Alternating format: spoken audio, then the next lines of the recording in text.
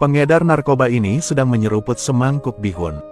Lalu tiba-tiba terlihat mobil polisi terparkir di pinggir jalan. Tepat setelah itu, seorang polisi berbaju merah keluar dari mobil. Anggap saja itu semua hanya kebetulan. Mingzi terus makan. Siapa sangka polisi itu langsung masuk ke dalam toko. Duduk di sebelahnya. Melihat Mingzi menundukkan kepalanya dan tidak mengucapkan sepatah kata pun. Kebiasaan kerja langsung mengingatkan polisi. Jadi dia mulai mengajukan pertanyaan. Apakah Anda biasanya berjalan kaki? Biar ku beritahu, tas jelek ini tidak cocok untuk berjalan. Dihadapkan dengan pertanyaan polisi. Mingzi melirik ranselnya. Kemudian temukan alasannya lagi. Katanya tas travelnya baru saja mati kemarin. Melihat hal itu, dia bertanya mengapa dia tidak melaporkannya ke polisi. Mingzi menjawab bahwa itu hanya sebuah tas aja. Hilang tak apa-apa. Bahkan jika memanggil polisi, tidak yakin bisa mendapatkannya kembali. Pernyataan ini membuat polisi tidak senang. Sambil sembarangan mengungkapkan identitasnya. Polisi kami pun tidak dapat dipercaya. Apakah Anda seorang polisi? Polisi anti narkoba. Setelah mengetahui bahwa pihak lain adalah polisi anti narkoba, Mingzi segera merasa sangat tidak aman. Sebab saat ini dia banyak membawa obat-obatan selundupan. Jadi Mingzi buru-buru membuat alasan. Katakan dia harus pergi sekarang. Bukankah kamu bilang bepergian? Apa yang mendesak saat ini? Saya harus bergegas ke tempat berikutnya. Menurut saya Anda sangat mencurigakan. Apakah Anda mempunyai KTP?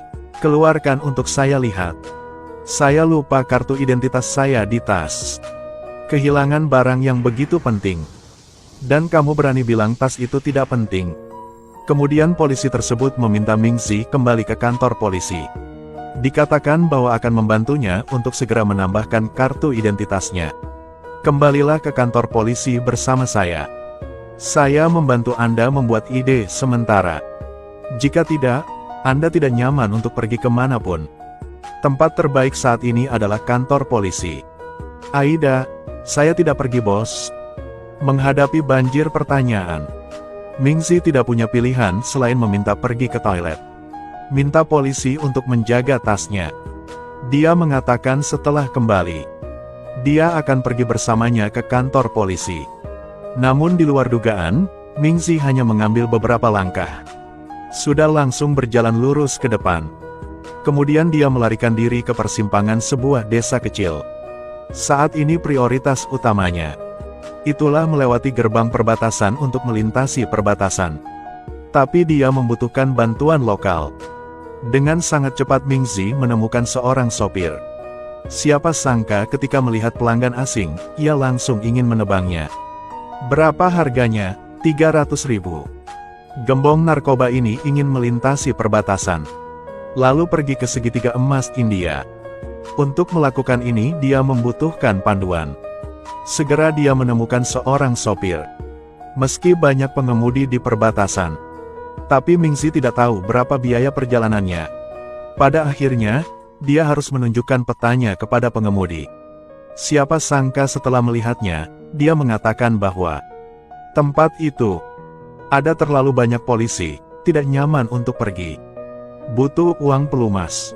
Berapa banyak yang Anda inginkan? Cuma 3 juta. Mahal, turunkan harganya sedikit.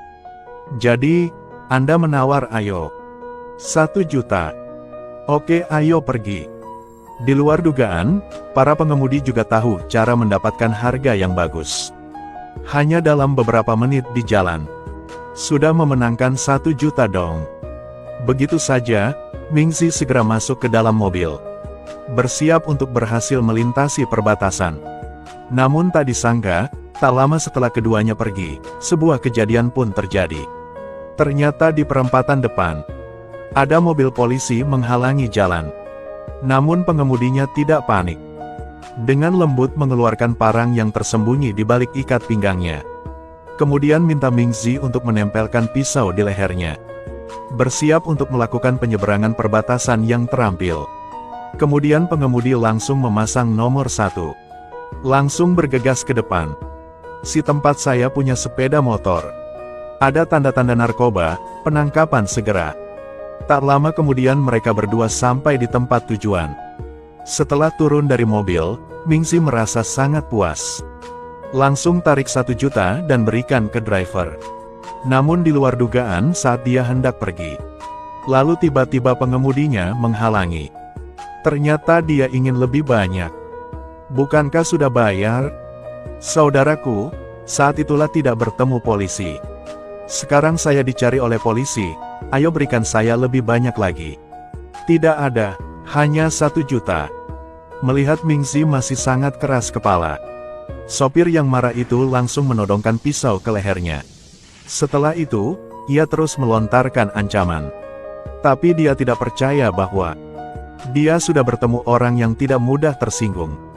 Mingzi dengan lembut mematahkan lengan lawannya. Kemudian meninggikan suaranya dan berkata padanya, "Jika saya tidak menghormati Anda tadi sudah bantu saya. Mungkin saya sudah bunuh Anda." Setelah mengatakan itu, dia menendang pengemudinya jatuh ke tanah. Lalu dengan angkuhnya pergi.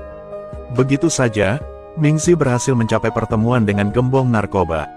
Tapi yang tidak dia duga adalah orang yang menunggunya di sana adalah Liu Yannan. Saat dia melihat Liu Yannan, Mingzi segera memahami segalanya. Ternyata semua yang dia temui sepanjang perjalanan, semuanya disutradarai sendirian oleh Liu Yannan. Meskipun menugaskan Mingzi tugas mengangkut, tapi Liu Yannan tidak pernah mempercayainya. Untungnya, kemampuan Mingzi akhirnya dihargai. Setelah itu, Liu Yannan memberinya misi lain. "Ayo ingat alamat ini. Kalau begitu datang ambil barang untuk saya. Besok pagi jam 10. Oke bos." Setelah hafal alamat penjemputannya, keesokan harinya Mingzi berpura-pura menjadi atlet balap. Cepat pindah ke sana. Tapi karena jalannya terlalu rumit, jadi dia sudah salah arah. Tidak ada jalan yang lain, Mingzi hanya bisa mendekati gadis itu. Namun sebelum saya sempat menanyakan arah, terjadi kecelakaan. Izinkan saya menanyakan sesuatu kepada Anda. Apa Anda mengirimkan barang terlarang? Apa? Putar kepalamu ke pantai, Paman.